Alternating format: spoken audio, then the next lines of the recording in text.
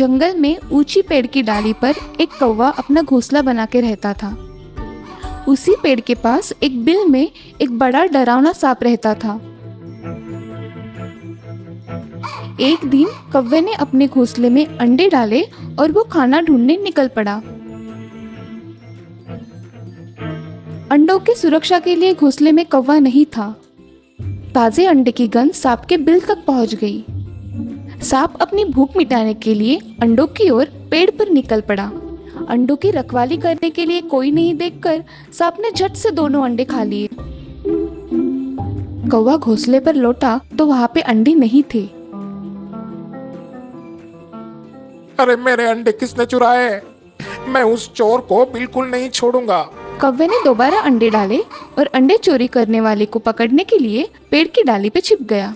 थोड़ी ही देर में अंडों की गंध से सांप फिर से घोंसले की ओर आया और अंडे खाने लगा। कौवा गुस्से में आकर बाहर निकला। तुम्हारी हिम्मत कैसे हुई मेरे अंडे खाने की? मैं तुम्हें नहीं छोड़ूंगा। तुम मेरा कुछ नहीं बिगाड़ सकते, समझे? अरे गहरे नट्टू खैरे। अब देखना मैं तुम्हारा क्या हाल करता हूँ। काले कौवे मत कर ज्यादा काव काव, किसी बच्चे को जाके डराओ। सांप हंसते हंसते वहां से निकल जाता है। कौवे को ये समझ नहीं आता कि वो सांप को कैसे सबक सिखाए। तभी उसे अपनी दोस्त लोमड़ी की याद आती है। अरे क्या हुआ?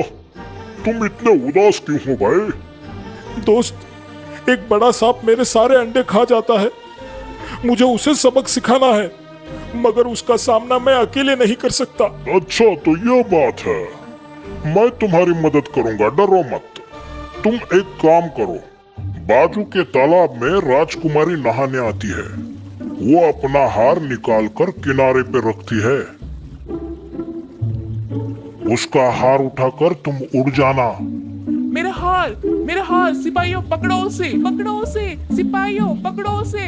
जब सिपाही तुम्हारा पीछा करेंगे